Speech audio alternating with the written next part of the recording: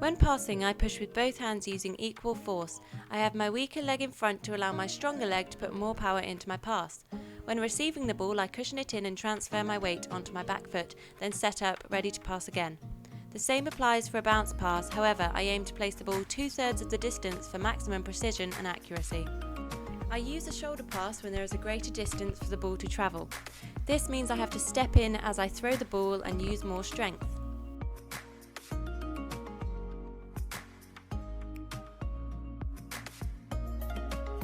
When catching one-handed, it's key for me to cushion the ball in as much as possible.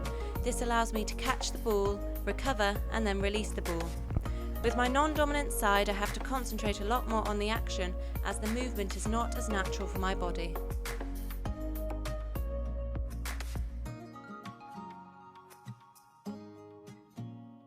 When playing attacking positions, a good pass into the shooting D is required. A lob is effective as the ball travels over the defence. A drop pass is also effective as you can drop a low ball into the space away from the defender. Here I'm in the blue bib passing the ball to the player in the yellow bib. My passes are accurate, in front of the player and slightly above.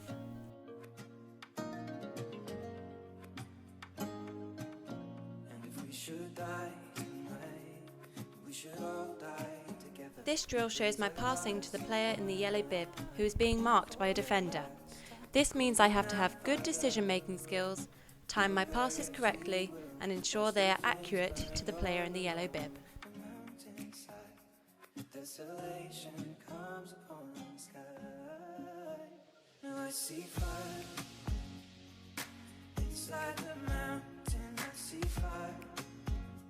As the player in the yellow bib performs skills such as a front cut, reverse pivot, changing of speed and direction, I have to estimate the distance I need the ball to travel in order for it to be precise.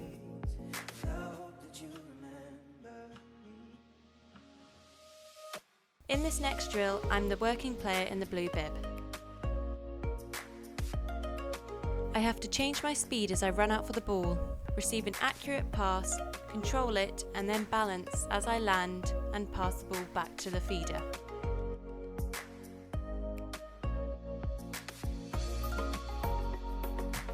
In this situation, if the ball was placed slightly higher in the air, I would be able to jump higher, catch the ball and land softly.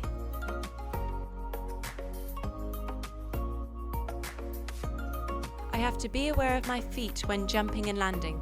This is to ensure I don't perform footwork such as late takeoff.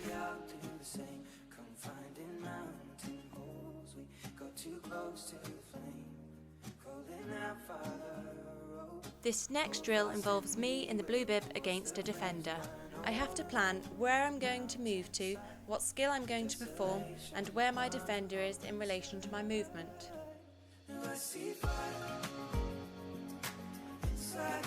As you can see here, I drive forward for the ball, jump up to extend my body and then recover. I then pivot my hips and release the ball back to the feeder. I then perform a quick catch and release pass.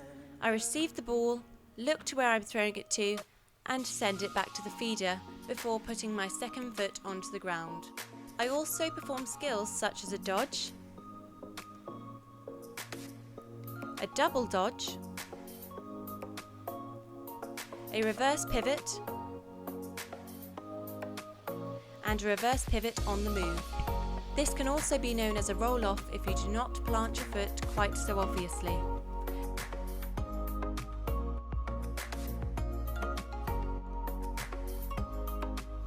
In this reverse pivot, I execute the run at a wide angle to ensure the defender is out of the way. In this drill I run out, receive a ball and then pass it back to the next feeder. This drill requires a lot of coordination as I have to catch the ball whilst turning in the air and then pass it to the next feeder without doing footwork.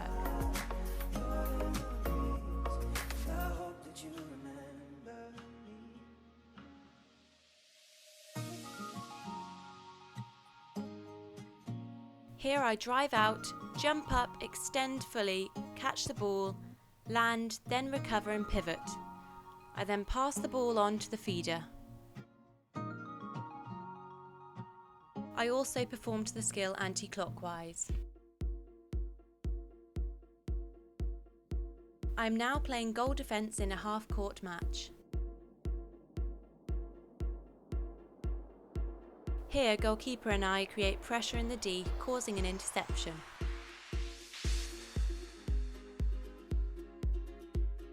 I read the game well here as my player steps in, shortening the distance, therefore I am not the one causing obstruction.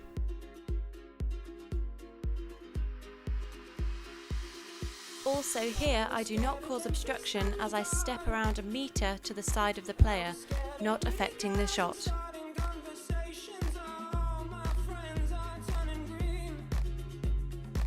Here, I read the game well. I notice my teammate receives the first pass, so I run into space to receive the next.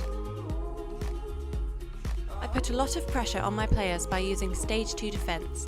This makes me more likely to get an interception. Here I noticed the attack set up an attacking triangle. I was able to read where the ball was going to go, so I jumped up and intercepted.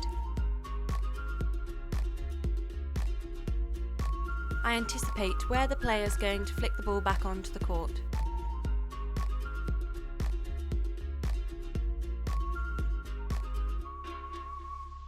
Wing defence and I space mark here to create pressure in the area.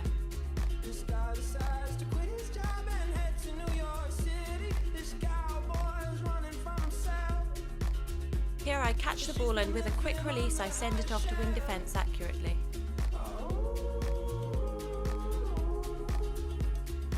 Here I deflect the ball due to anticipation of which way it's going to go.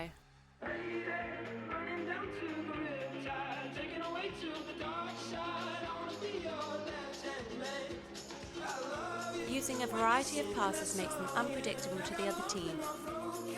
Here I catch the ball but then step onto my non-landing foot. This means I have to have balance and think quickly.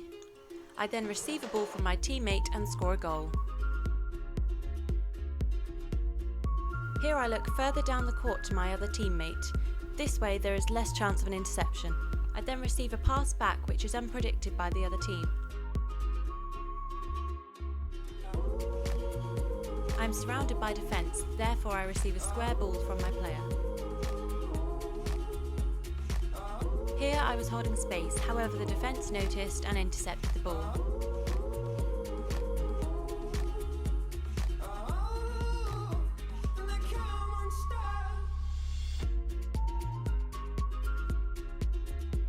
Here I obstructed the player.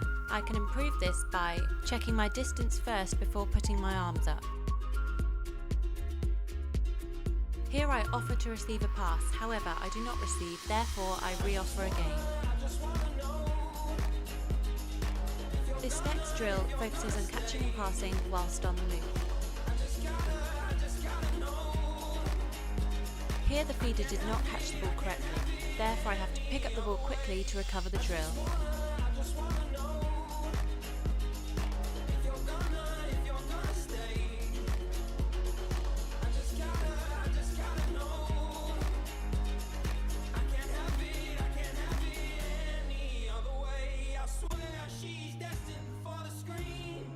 Here the distance I jump is around 2 metres. I land on the same foot I took off with.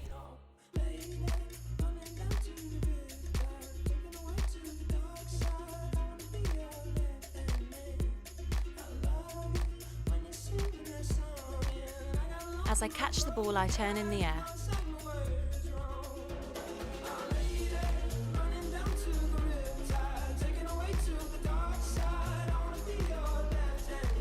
I can improve this by changing the angle of my run and using 2 hands to catch the ball. Here I needed to snatch the ball in.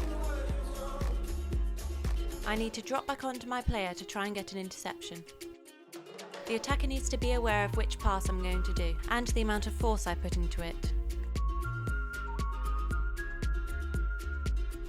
I needed to grip the ball more with my fingertips.